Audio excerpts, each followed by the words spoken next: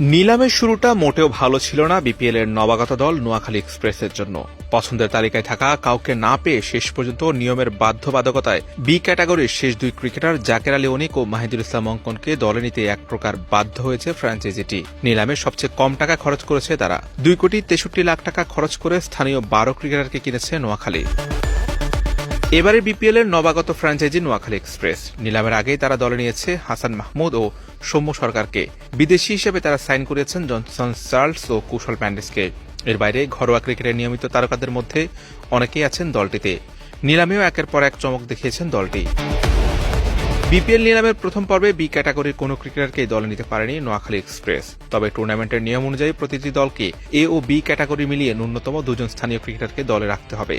সে বাধ্যবাধকতার কারণে নিলামের শেষ মুহূর্তে ভিত্তিমূল্য 35 লাখ টাকায় জাকির আলী ও মাহিদুল ইসলামকে নিয়ে স্কোয়াড পূরণ করে নোয়াখালী।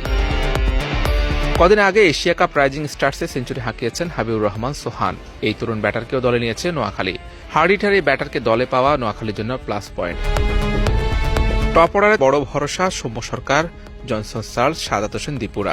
অভিজ্ঞ সৌম্য, চার্লস, কুশল ম্যান্ডেসরা ইনিংস বিল্ড আপ করবে, খেলা এগিয়ে নেবে। সোহান হার্ড হিটিং করে তাদের খেলাকে সহজ করবে। মিডল অর্ডারে অঙ্কন, সৈকত আলীরা, ফিনিশিংয়ে আছেন জাকির আলী অনিক। নোয়াখালী ব্যাটিং ইউনিট অনেক শক্তিশালী হলেও পেস ইউনিটটা খুব বেশি শক্তিশালী মনে হচ্ছে না। পেস আক্রমণে আছেন হাসান মাহমুদ, রেজাউর রহমান রাজা, মুশফিক হাসান, ইহসানুল্লাহরা। স্পিন আক্রমণে আছেন আবু হাশিম, নাজমুল ইসলাম, অপুরা।